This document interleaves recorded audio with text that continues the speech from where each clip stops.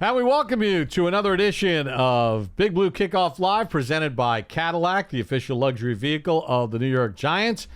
Bob Papa with Super Bowl champion Howard Cross. And Howard, here we're going to settle in for the next hour. 100 seasons, top 100. Giants and Vikings practicing, getting ready for the season opener.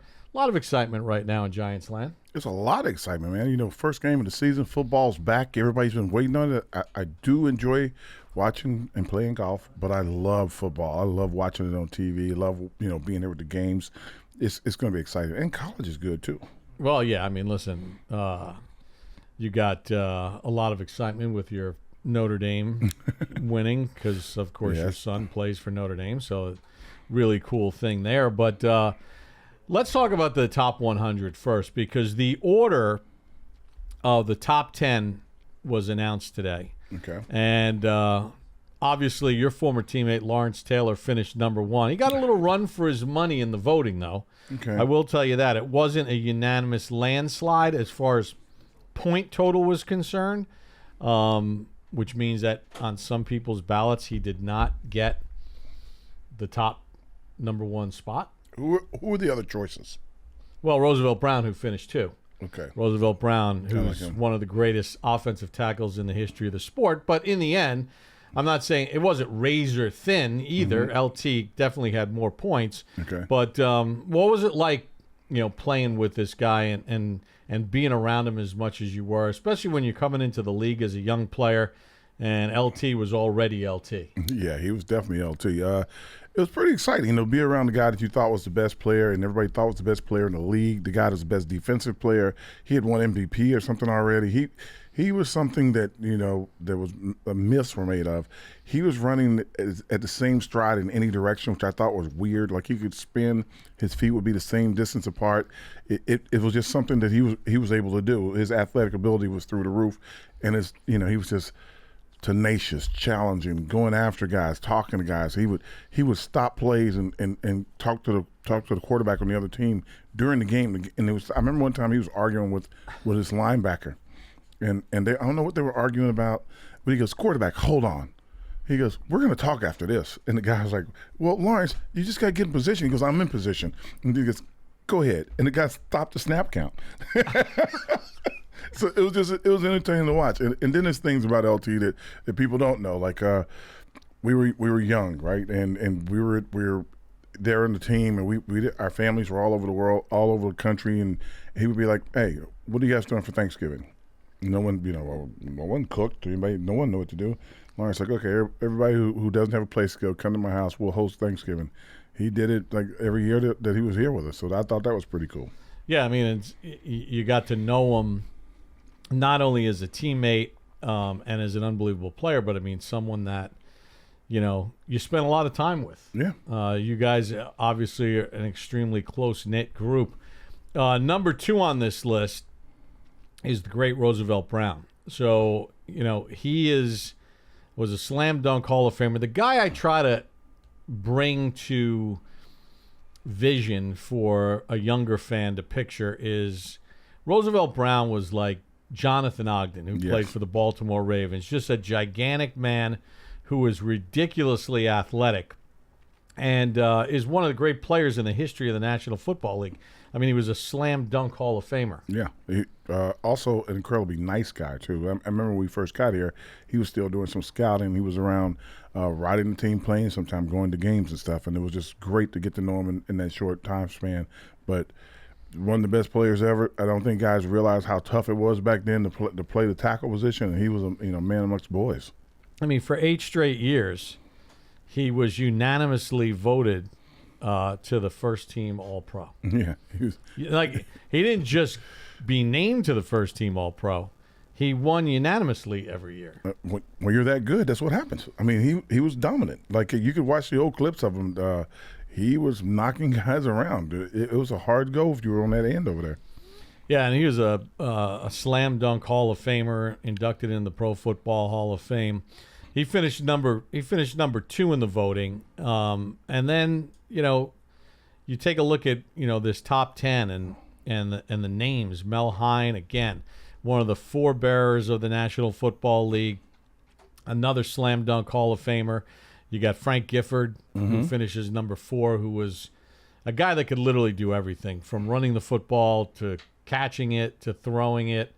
A lot of people just remember him from Monday Night Football, but he was like one of the great players. He was like the first NFL star. Superstar from the West Coast. California kid. Yeah. I want to ask you about the guy that finished 5th in the voting, Michael Strahan, because obviously you played a large majority of your career with Michael. And he's a guy that evolved.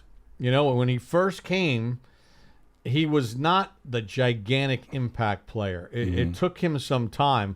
What was it like watching him evolve as a player? When you go from being like a really young guy, Mike came in a year or two after me, and he's there with the likes of Carl Banks, Leonard Marshall's on the team, LT's on the team. So you're watching some of the greatest players, Pro Bowlers year in and year out, and you're just one of the guys at that time. Then all of a sudden, you are the oldest guy in the group. When you're the oldest guy in the group, your role changes. And, Michael has started making Pro Bowls, and Michael starts, being that guy, being the voice of the team, leading the huddles and stuff. Michael was, arguably one of the big-time voices that came out of the locker room forever.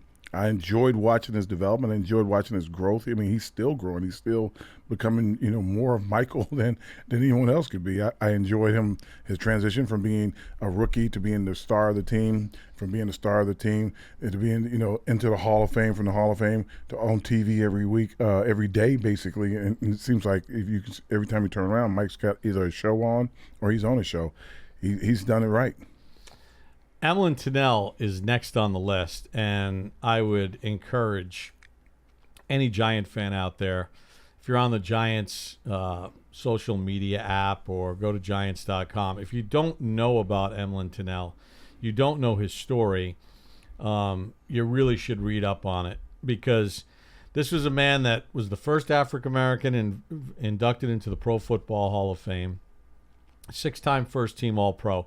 His nickname was Mr. Offense on Defense, because this guy on an interception, was instant offense. He led the league in interception return yardage, and he was voted to the NFL's 100th anniversary team.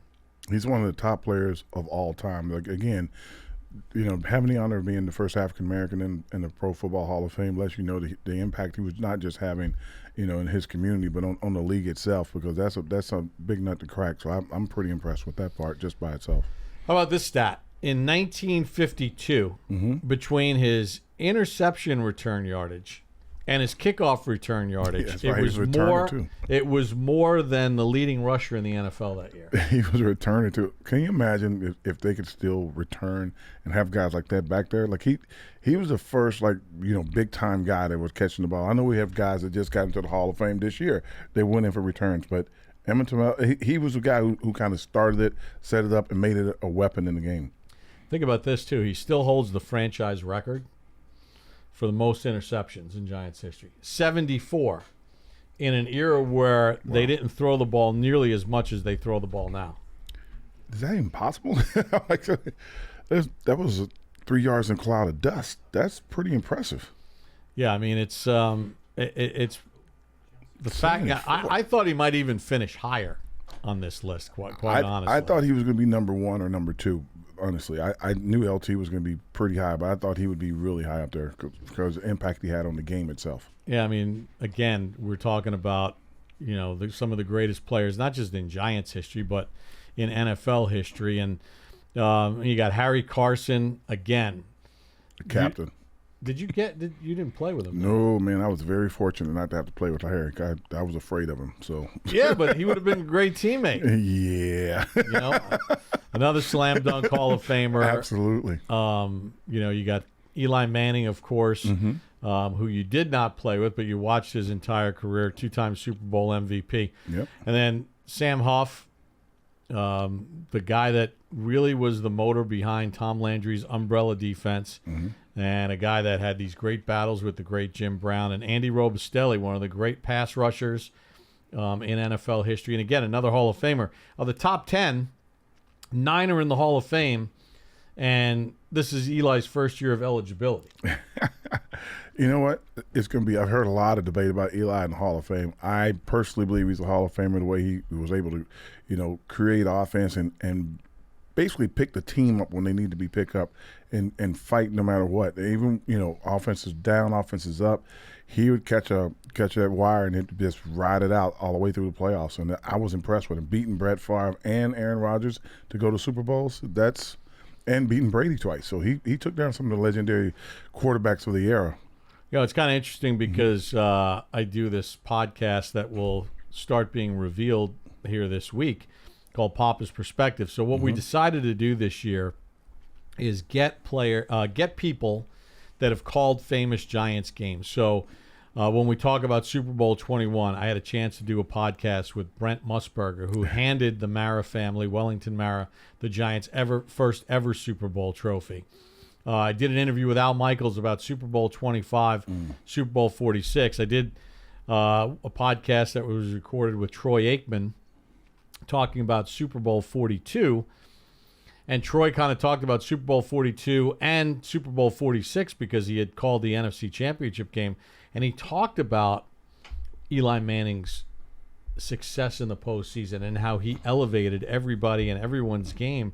Until this day, Eli Manning's 2011 postseason still is the most yards thrown by a quarterback in a postseason in NFL postseason history. Look, Eli got it done. I know people. I listen to guys all the time. They don't like his game. They didn't like his style, whatever. He definitely got it done. And in the postseason, he was dangerous. Every time he got in there, it seemed like he was making noise. So tell me a little bit about, when your name was revealed to make this list. I was at home. One of my best friend in the world, who is an employee here at the Giants, Allison Stangaby, calls me up and it's like, are you okay? Are you sitting down? I'm like, am I okay? And she goes, guess what? And I'm like, and she read off the announcement. I'm like, well, that's pretty cool.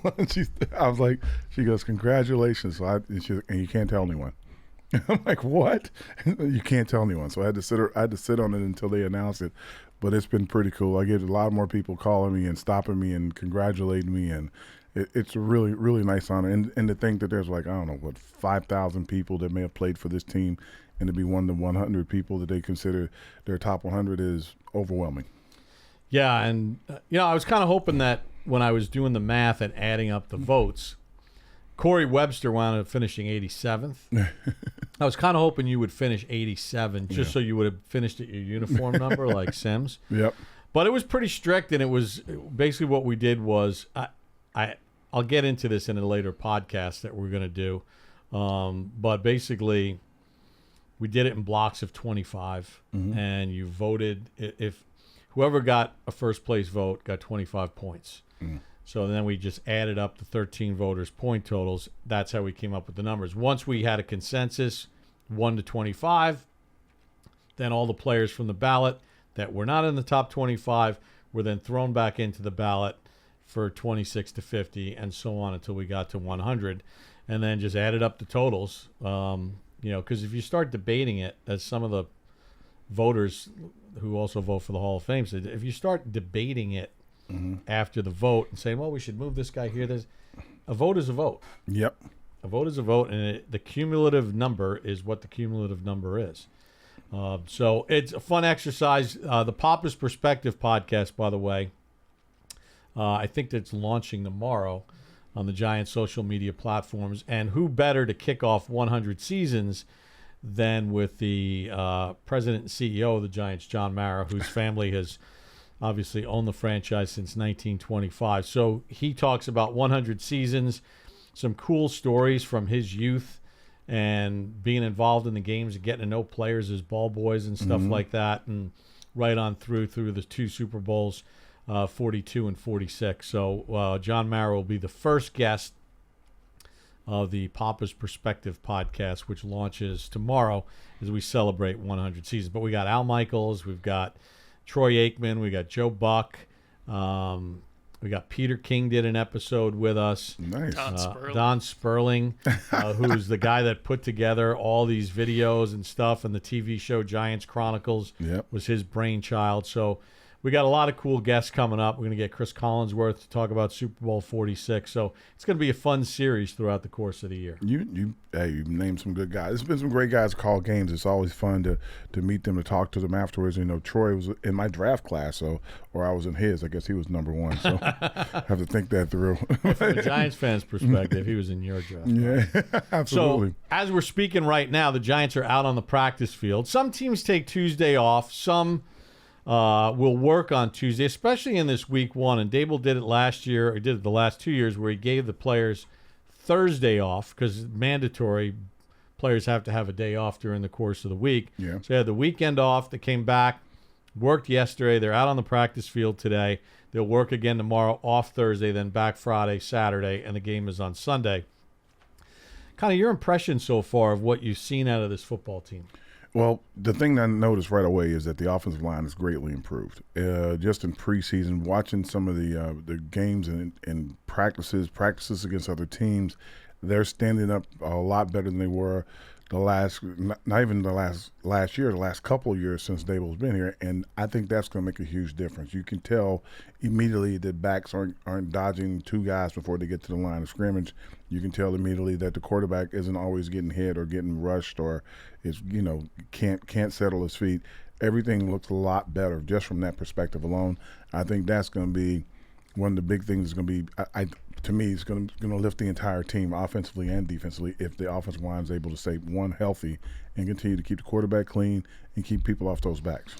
Yeah, and the other thing too is remember, this is a different Vikings defense than the Giants went against in 2022. Brian Flores is now in his second year as the defensive coordinator.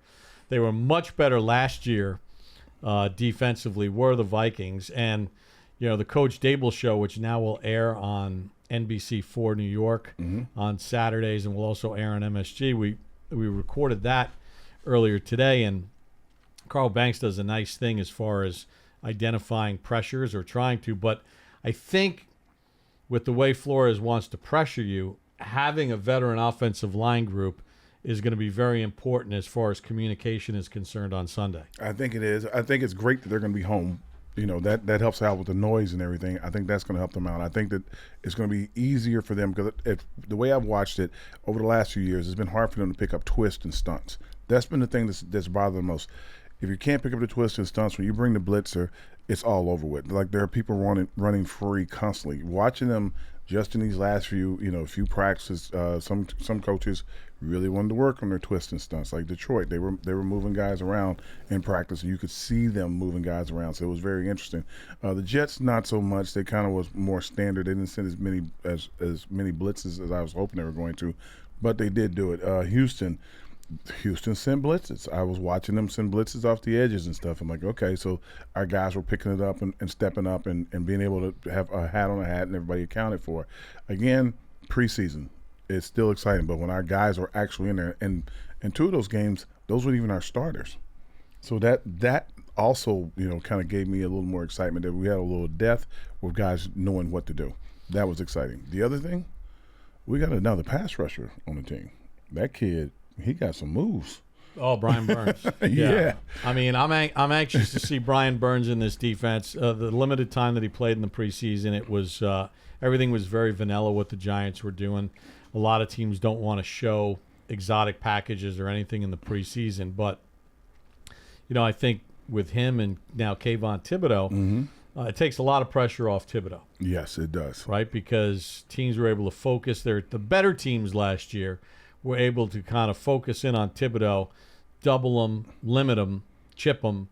Now you got to deal with Brian Burns, which I think is going to create a lot of opportunities for Kayvon. I think it's going to create opportunities for Kayvon. I think it's going to create opportunities for Dex in the middle. I think it's going to be hard because when you got two guys on each side, going crazy and wreaking havoc, then you have Dex in the middle. It's going to be kind of frustrating for a bunch of offensive lines, and that's even before you send a blitz, before you run a stunt, before anything.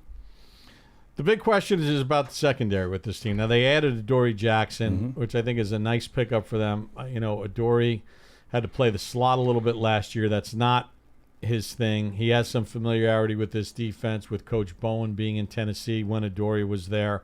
Look, I think they went out and they signed. They were hoping that they could go with what they had, but Flott missed a bunch of time due to injury.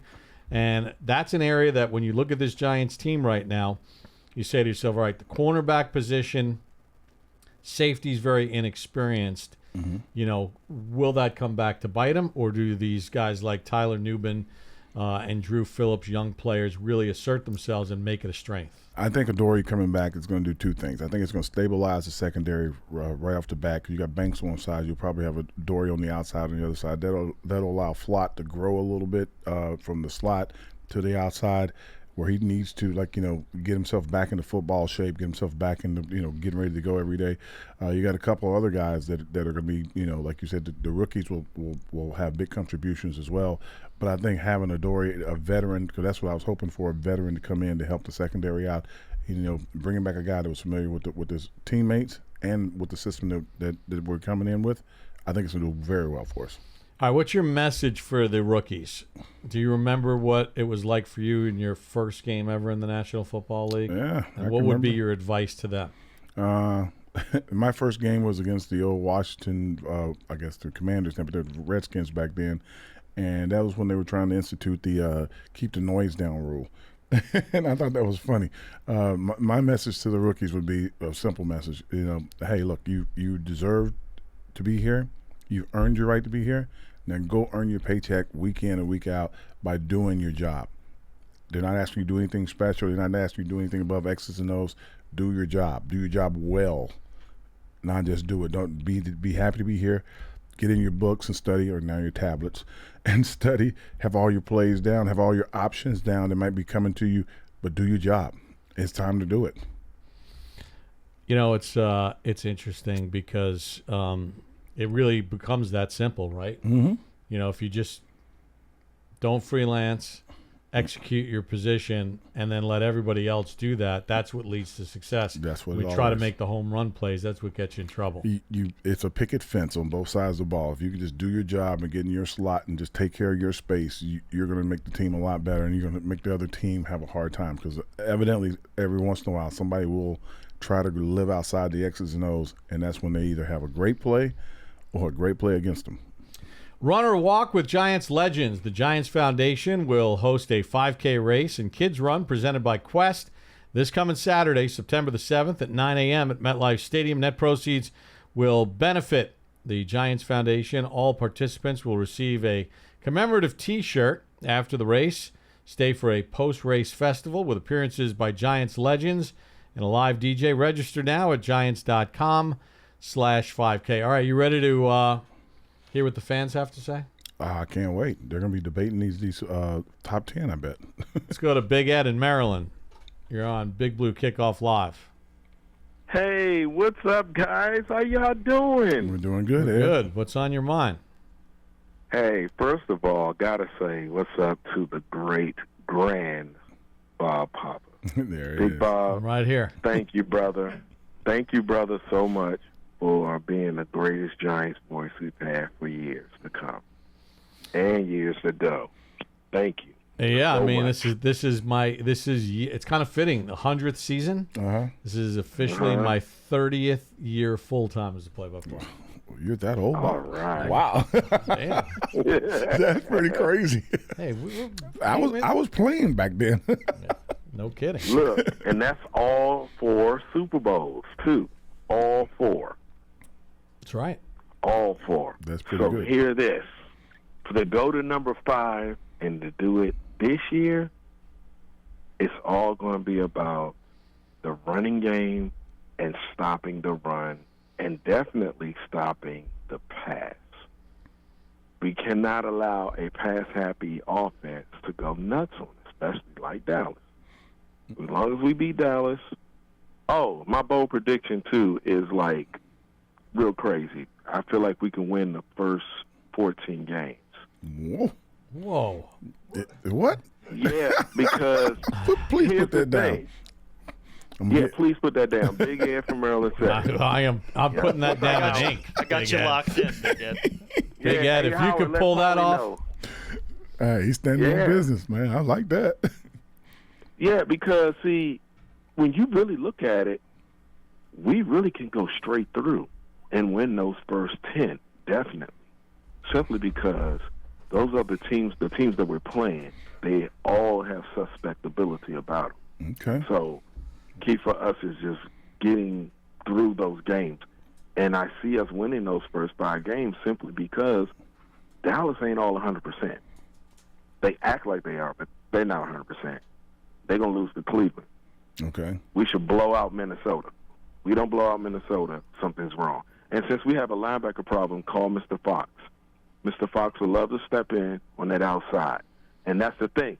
Somebody was mentioning Isaiah Simmons, right? Mm-hmm. So here's the thing. He needs to play the outside to either behind Burns or Thibodeau, because make that tackle have a choice to choose one of those two to block and make him think twice and gives an open to one of them, because he can't block both of them.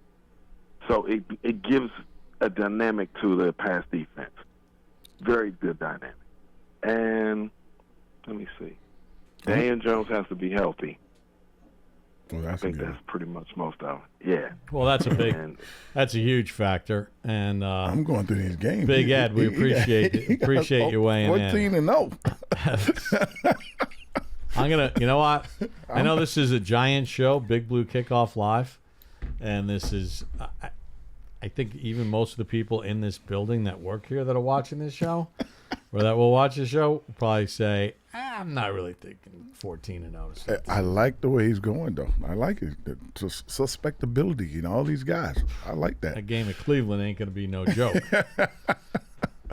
A game at Cleveland's not going to be a joke. Cincinnati's not going to be a joke. I hope that dude got food poisoning out there. Let's go to Marcus in Rochester. Marcus, you're on Big Blue Kickoff Live. Man, how you guys doing, man? I'm a big fan of y'all guys. Hey, doing great. Yeah, but I just want to make it quick. I've been a fan of the Giants since '07, since they won their first Super Bowl, and I'm just getting tired of our own fans doubting our quarterback. We got to settle in, and he's our guy. Ain't nothing we can do about it. Let's just strive for him to be better and be great, and hope that things go the right way. And that's all I had to say. Yeah. All right, Marcus. Yeah, I mean, well, listen, I think it's no great secret, right? This is the make or break year for Daniel Jones. I think Daniel Jones realizes it when your management comes to you and says, "Hey, we may draft a quarterback." That means that you got to step it up. And look, he's had neck issues twice. It's amazing how modern medicine has evolved to the fact that we're almost like blowing off the ACL part of it, which would be a death knell in your playing days. Yep, absolutely. The chances of a guy coming back from an ACL anywhere near effective way back in the day was slim and none. But the neck issues. But we saw what he was able to do in 2022, and again, fans say, we only threw 15 touchdown passes. You can't just dismiss the 700 yards rushing. No, you can't. And the rushing touchdowns that go part of his total to 7, so now you're at 22. Yep. And his rookie season, he went 24-12 as far as touchdowns to interceptions. They finally have a legit receiver. Yes, a big time. And that's not a knock on any of the other guys, but Malik Neighbors has an opportunity to be a difference maker. Yeah. And, most games that the Giants have been going into the last couple of years, the other team would never trade their one or maybe even their two for Giant receivers. They wouldn't. I think Malik Neighbors is going to be a big difference. I think only thing about Daniel this year that he'll have to worry about, figure out, is how to get down. And I was watching him, run and everything. I haven't seen him slide, right? And I know it seems like something weird, but you get your knee done, folding that leg underneath yourself at full speed, trying to go down on it. That's going to be interesting. And I'm hoping for him to, I don't know, maybe slide on the other side or something, learn to go the other way. But that's going to be the only thing that I would think that worries me about Daniel this year. Yeah. I think the offensive line is going to protect him. I think the running game is going to be good. You got Malik Neighbors on the outside. The teams were double teaming in these joint practices, trying to make sure he wasn't going to catch all the passes. Can he get down when he, early on? He's going to have to slide eventually, but that's the only thing I worry about when you get the ACL done. Yeah, I mean, when you look at this team and you think about what Theo Johnson, a young athletic tight end, could add to the mix. Slayton is a guy that is proven he can get open deep. The problem is the quarterback, whoever the quarterback's been, whether it was Jones or Taylor or DeVito last year or in the years prior to, the protection just wasn't good enough. A lot of times the guy's running free, but if you're running for your life, we're going to see. There's nothing else to say about Daniel Jones at this point, because I think, as Marcus summed it up pretty nicely, it is what it is. He's the starting quarterback for this year, and he's going to either earn a spot here moving forward, or they'll be in the quarterback market. Yeah, we're not talking out of turn here. I believe he'll be around. Like I said, the only thing that worries me, can he slide? That is, outside of that, I'm thinking he'll probably throw closer to 30 touchdowns with that group he's got. You forget Hyatt's out there. You got 3 legitimate Blazers on the outside. You got Robinson underneath. We talked about the rookie tight end, but Bellinger's still a great option as a receiver. You got receivers out of the backfield. The young rookie running back he's like, he got every talent known to man. If he's playing in the game, he's another guy that you got to figure out what to do with. And of course, Daniel can run too. So I don't think people realize, like, this offense could be special this year. Yeah, I mean, this offense could wind up carrying the team, believe it or not, when we think about some of the issues they may have secondary-wise. Mm-hmm. How about New Haven, Connecticut, and Jason? Jason, welcome to Big Blue Kickoff Live. Hey, how you fellas doing? Good. Very good.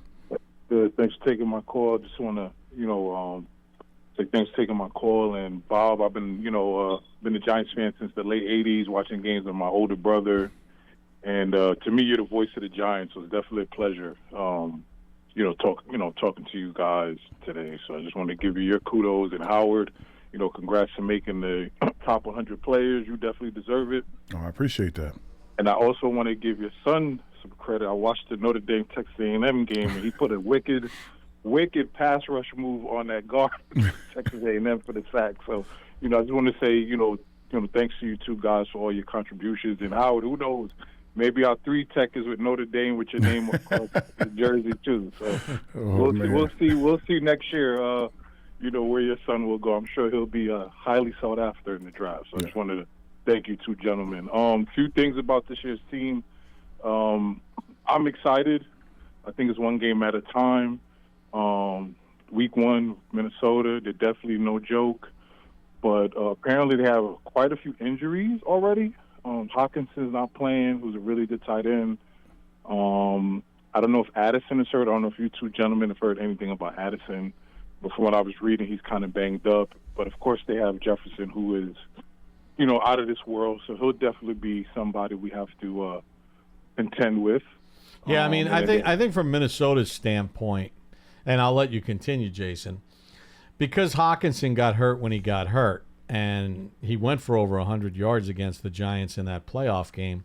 But when he got hurt last year, later in the year, they kind of knew that he wouldn't be ready for the season. So they've been kind of game planning and getting their team set up, knowing that Hawkinson was going to start the year on PUP. Now, that's a big weapon to not have. Mm-hmm.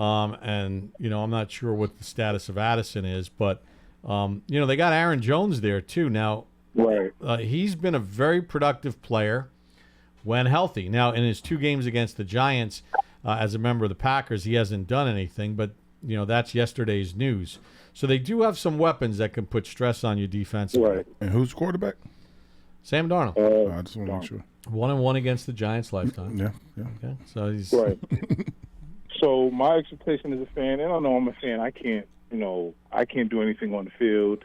But my expectation this week is that we beat Minnesota at home and we beat them. I'm not calling a blowout. I'm not gonna. Right. When was the last time the Giants blew anybody out? If the Giants win by 8, that's like a blowout. Yeah. So that's my expectation. I think we could do it. I know a lot of fans, other Giants fans, the national media, even some of our own media, I won't say any names, have been very pessimistic, and I get it. Have we been stellar the last maybe 10 years? We haven't. We've had our ups and downs. But as a Giants fan, I just never understand why teams are booing quarterback. They're pessimistic. The NFL, as we've known, and you two gentlemen know, you guys, Howard, you played, Bob, you've called games for decades now. The NFL, outside of all the major sports, it's a year-to-year league. 2022, we were the talk of the town. Made the playoffs, beat Minnesota at Minnesota, and we got beat pretty bad by Philly, but Philly they were just on the road that year. Last year, the wheels fell off. Andrew Thomas got hurt. The offensive line was just, it wasn't a good situation. Daniel got hurt.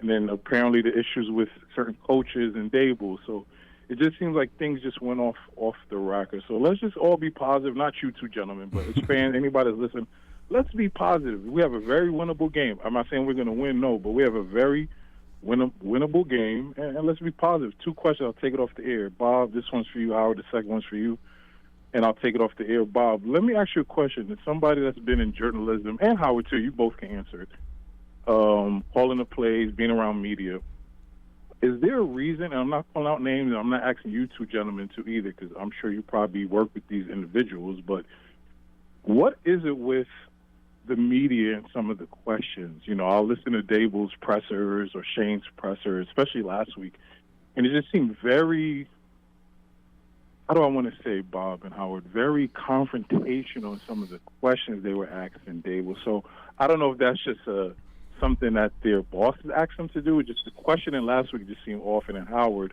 who would you think is your breakout player this year? And it could be a rookie or a veteran. I like Tracy. I think he's going to be a big weapon in the passing game, especially on third down. So if you two can answer that question, I'll take it off the air. All right, why don't you go, and then I'll circle back to the media stuff. I think the breakout player for this year is going to be Burns. I think that it's not it's not that he's going to be breaking out because he's really fantastic, but I think he's going to make the biggest difference from the defensive side of the ball. That they're going to be, everybody knows what Dexter's going to do. Thibodeau's really great, but this kid's going to be. He's going to be special. He's coming off the edge. He gets a lot of pressures on quarterbacks, a lot of quarterback hits, and with other rushers out there, he'll get more sacks this year. And I think that's going to be shocking that how good he is when they see what he produces. Then the other question, that's Bob. I don't even know how to start that. Well, I mean, look, it's been going on forever. It's just now that guys have access to social media, you hear about it instantly, as opposed to if you had access to the newspaper the next day to read it. There's always been some guys that can be a little bit more antagonistic as far as media members are concerned, writers, whatever the case might be. And it really hasn't changed over the years. Sometimes it's because they don't feel they're getting access that maybe others have. Whatever the case might be, personality, dislikes, whatever it is. And, it's about clicks and things like that. And some guys want to play the role of the antagonist because it thinks it might help their own brand. But it's really not new. It's just much more instantaneous than it used to be because you wouldn't know about it until the next day when you read the paper. Mm-hmm. And depending on where you lived, you might not even have access to that newspaper. For a long time, you couldn't get Newsday in New Jersey. That's true. So you couldn't read it. And the people on Long Island that were Giants fans, or the people that lived in New York that were Giants fans, didn't get the record of the Star Ledger. So maybe you couldn't read it. Mm-hmm. Now it's all out there right away, so it just seems a little bit more antagonistic. I mean, yeah, it is antagonistic. There are some guys that are out there, that's what they do. There are some, I've spoken to guys and have buddies that are longtime journalists and writers and reporters, and they're like, if I don't like you, I just don't like you. And they can dislike you too. As far as the antagonistic part of it, the only way around it is just not to answer their questions. And then when you don't answer their questions enough, if it's a TV setting where people can actually watch it, that's when they really try to get it to raise the bar just another notch to see if they can get their attention. I think young guys that don't, a lot of guys want to be in the media. A lot of guys want to be on TV. A lot of guys want to be on ESPN or Fox or somewhere. And the only way to do it, the only way to get your name heard is to have someone respond to you that's on the other side of the mic that you're asking questions from. Along with Howard Cross, so glad you can join us here on Big Blue Kickoff Live.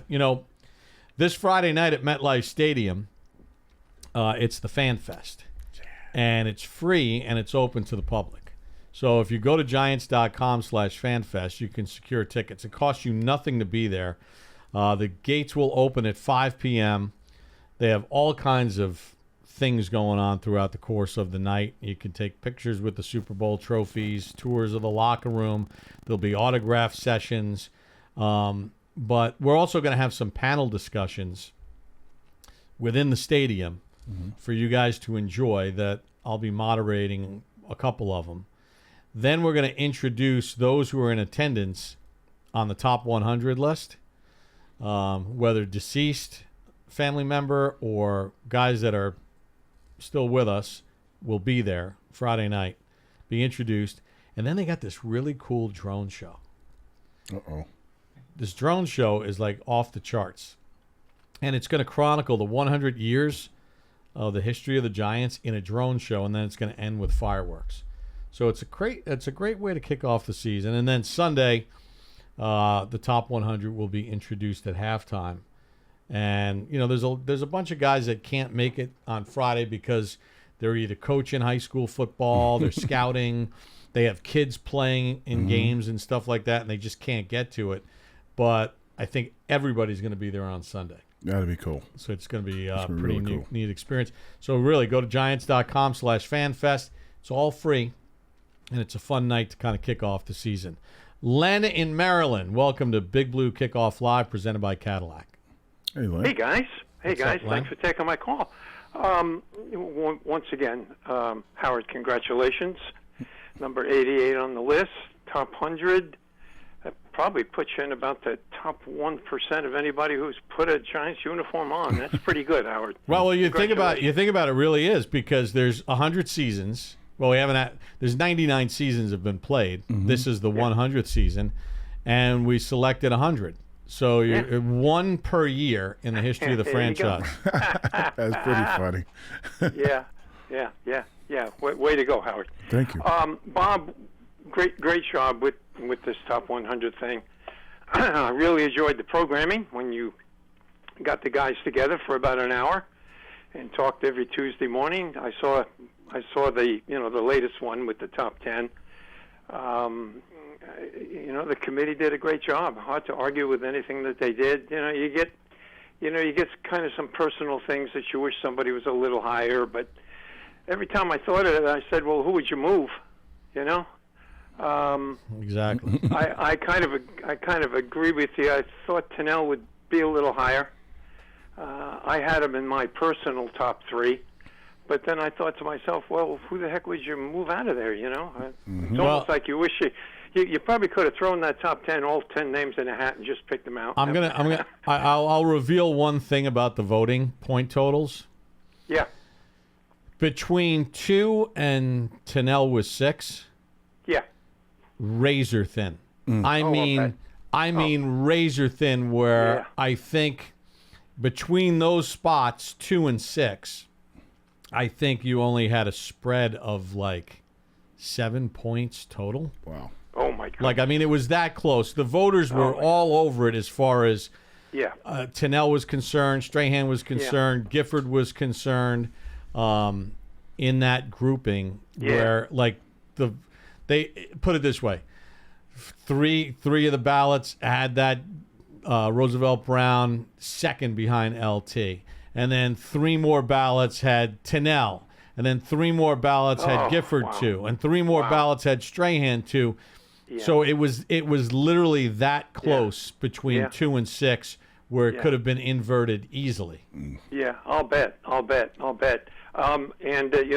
I after you got to 21, I was thinking 40 down through 21. I wish you guys had almost alphabetized them rather than separating them, because there were some wonderful football players. They're wonderful football players, and I just think you did a great job. The committee did a great job, and geez, it was a lot of fun. It really was. Because I've often thought of that. Who are the best players you saw? Who should be on that kind of list? And now we got a definitive answer. It's pretty good. You're going to enjoy the Papa's Perspective podcast with Peter King that will air at some point during the year, because he was obviously one of the voters. And we're going to record one with Joe Horrigan, who is also on the panel, who is a longtime employee with the Pro Football Hall of Fame. We're going to record a podcast with him just talking about the Hall of Fame Giants on this list. Wow. So it's going to be a lot of fun. Yeah. You know, the lowest, Tittle. Tittle at 12, I think, was the first Hall of Famer outside of the, outside of the top 10. Well, if you would, bear with me. I'm going to run some numbers for you. I did a little analysis of the 100. I think you'd be interested in. 16 running backs, but only 4 offensive tackles. In fact, there were more special teamers, 5, than offensive tackles, 4. And the second largest group, defensive ends, at 11. 8 quarterbacks. But I thought that spread was kind of interesting. 16 running backs. And here's the starting 22. Hang with me.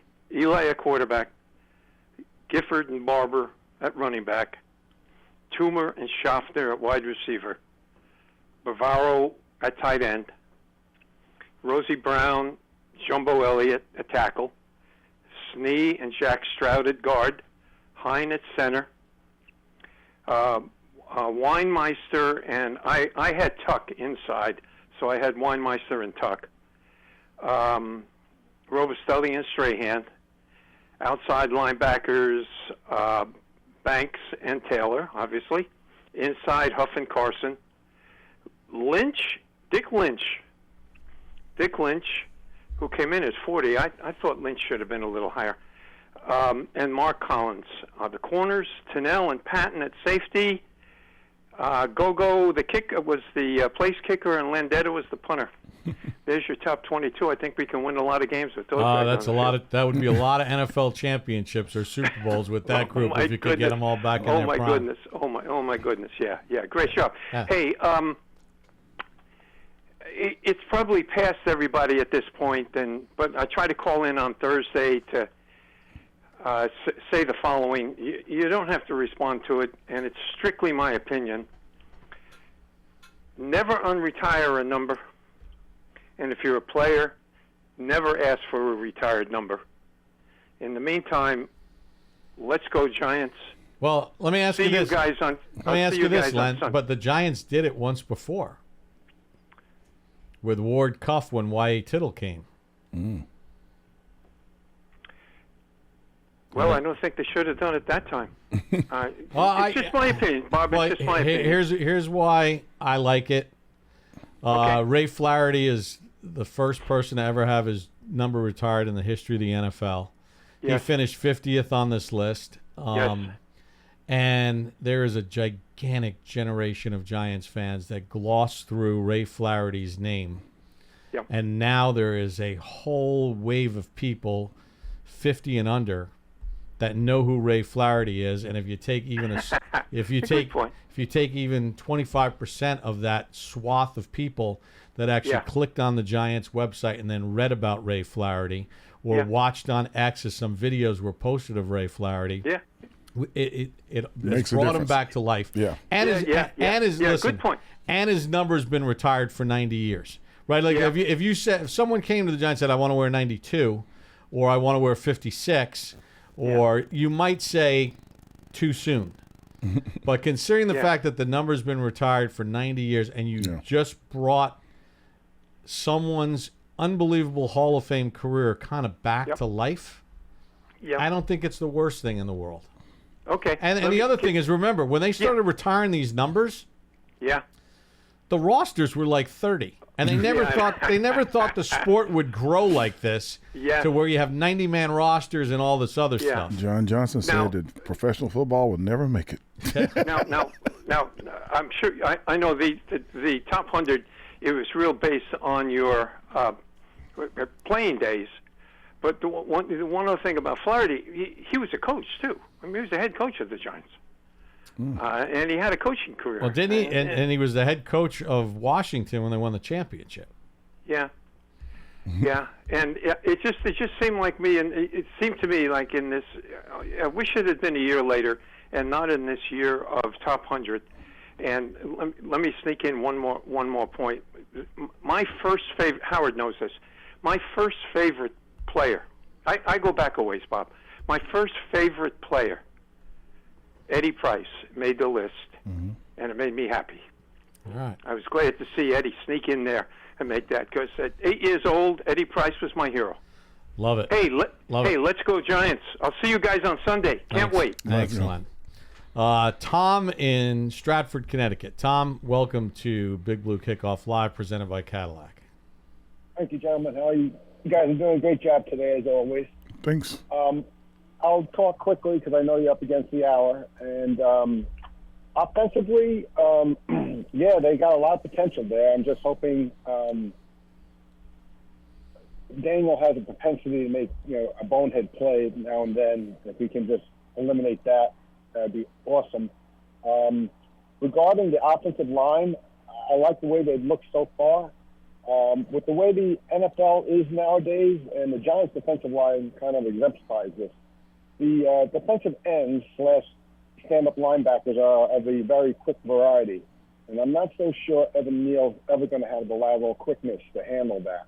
But I do think he'd make an all-pro guard. So I hope they are trying him that in practice. They can say what they want in the paper. No, I think right now it's trying to cultivate him to be your first swing tackle right now with Luminor. I'm good with that too. Yeah, I would definitely keep him at that. And Howard, just watching some of these practices, I don't know if it's a better connection with the new offensive line coach, Carm Brasillo, or whatever, or what his technique is as far as what he's teaching. But Evan Neal has looked a lot better. Light years. Watching him in the one-on-ones going against, the Giants' edge rushers, and even in the preseason games, he seems a little bit more confident. It's light years. It's I technique. agree there, but I saw that one guy run right past him though. Which was the second preseason game with a sack. But on the defensive side, everyone's overly concerned about the secondary, because I'm not as concerned, because I think we have a really outstanding front four. If the Giants are employing the front four, the offensive line on the other team is probably going to have to keep an additional player in. So now you're talking 5 offensive linemen, an extra blocker, and the quarterback. So they're sending out 4, and we got 7 people to cover those 4. Because if they're not going to keep an extra blocker in, that means usually they can't double up Burns and Dexter. Most likely they're going to double up Dexter with the center and the guard. So that's going to leave Thibodeau and Burns one-on-one with the tackles. And maybe that Elijah Cummings doing his thing in the middle there as well. So I think with all that pressure they can put on, and then, you got Isaiah Simmons and Bobby O, who are outstanding coverage linebackers, also could be spies on any running quarterback we may encounter. I think all that pressure will help the secondary. Well, yeah, I agree with you on a certain level, Howard. But, listen, in obvious pass situations, yeah, it's going to be a problem. But the secondary as a total group, as far as whether they're being asked to jam on a certain play or trail coverage or whatever scheme that they're in, there's a lot of 3-step drops in the NFL. And you got to be able to cover. Listen, I appreciate what he's saying, but it's what I tell my son. You're going to play 60 plays in the game. If you make 8 plays, you did incredible. You made more than 10% of the plays in the game. I'm like, if you make 4 plays, you made a little less. I'm like, you're not going to make a play every time they snap the ball. So you can have the greatest 4 guys in the world. All 4 of them are out there, and there are 60 plays. If they make 10 plays each, that's 40 plays. That means those other 20 plays are touchdowns. Because if they don't get them, you don't want the ball in the air 20 times and nobody covering them. That's all I look at it. You gotta be like I said, be that picket fence. Everybody's got to stick together. Got to be cohesive out there. And if your secondary is sketchy, If you got questions about your secondary, you're going to be trying to hide them the whole time. And we're going to play against a few quarterbacks that know when you're trying to hide something. Yeah, I mean, listen, until proven otherwise, it remains a legitimate question mark for fans to have when you're looking at this team. Yeah. To the fact that even the organization, the coaching staff, the front office, they saw it as a question mark because they signed Adoree Jackson. Mm-hmm. And if they didn't feel it was a question mark, they probably would not have signed the veteran player. Hey, look, there was no genies in the bottle. There were no great cornerbacks falling off trees, which I thought maybe one or two may get shaken loose. You know, and Adoree's a really good cornerback, but I thought that maybe they'd be like, oh, somebody just couldn't fit in financial. We got to let him go. And then we'd get a chance at him, but it didn't happen. No, you know, it's a premium position right now in the National Football League, just like it seems to happen every year with safeties. But it never happens with a cornerback.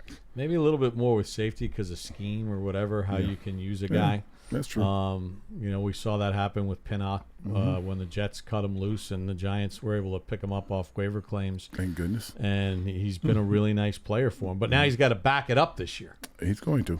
He's got to back it up this year because he doesn't have X-Man next to him helping out. No, he doesn't. That's a very difficult moment, but he's going to be pretty good. I like Pinnock. I like Pinnock's way. He's going to have a little bit of a green dot moment. He's going to be able to call the secondary. It's going to be pretty good. Yeah, I want to make Len in Maryland a little happier if he's still watching. Mm-hmm. So, you know, when we first put the ballot together for the top 100, I don't know, there was maybe 118 names that were on the list. And then the voters, as we were going through the process, would bring up a name that maybe wasn't on the ballot, you know, got missed in the shuffle or whatever, the initial ballot that was put together. And Eddie Price happened to be one of those guys that was not on the very original ballot that was put together last summer. That's pretty cool. But as we were going through the process, I asked all the voters, if you feel there's a name that's not on this ballot that should at least be on the ballot for voting, send me a little paragraph with credentials of the player and why you feel that player should be at least included in the ballot. Eddie Price was one of those guys. Not on the original ballot, added to the ballot. And the case by one of the voters was, look, he played 6 years for the Giants. Not extremely long, but 6 years. He started 50 of 63 games. But think about this. In his 6 years with the Giants, he made the Pro Bowl 3 times, and he was first-team All-Pro twice. And in 1951, he led the NFL in rushing with 951 yards. That's now, pretty good. In that era, with the amount of games that they played, 951 yards is a lot more yards than you would think over 17 games. Yes, it's. They're playing 12 games at that point. That's a lot. So, you know, Eddie Price was one of the names that was added to the ballot, and he wound up getting voted in top 100. That's the way to do it, though. You know, there were some guys probably out there, probably even some more guys that could have got mentioned that people don't think about as much. So I think that's pretty cool that he got it. Yeah, and I think we pretty much nailed it as far as the final ballot of names that went over 120 or so. I don't think there was anybody not on the ballot that you say, you know, maybe we should have been on the ballot. Yeah. No, I think everybody that needed to be considered was considered, and then the voting was what it was. All right, Howard, it's been a lot of fun. Always, Papa. Getting that opportunity to do Big Blue Kickoff Live, which, you know, you and I are going to get a chance to do this during the season, each and every week, different days, whatever. Okay. But a lot of fun, and looking forward to the start of the season. Remember, Fan Fest, Friday night, MetLife Stadium. It is free. I'll be there. He'll be there. A zillion guys will be there. Just go to Giants.com/FanFest. Free tickets. Fun night. Great way to kick off the season. And this drone show is lit. It is, no pun intended. It's pretty cool. When they first told me that, all right, after you introduce the top 100 that are there or family members that are present of the deceased, then you're going to cue to the drone show. And I'm like, drone show? And I just wasn't thinking about how elaborate drone shows have gotten. They're crazy. This is a walk through the 100 seasons of the history of the Giants with some iconic moments, helmets, uniform. Like it's going to be pretty cool. Music, calls, the whole thing, and then of course fireworks, because you can't have an event without ending with fireworks. Pyrotechnics. Free to the public, free to Giants fans. Hey, listen, if you're not able to be at the game on Sunday because you don't have tickets, you don't have access, next best thing is spend Friday night. A great way to educate your younger kids on the history of this franchise that celebrates 100 seasons. So for Howard Cross, entire crew, thanks for joining us for this edition of Big Blue Kickoff Live, presented by Cadillac, the official luxury vehicle of the New York Football Giants.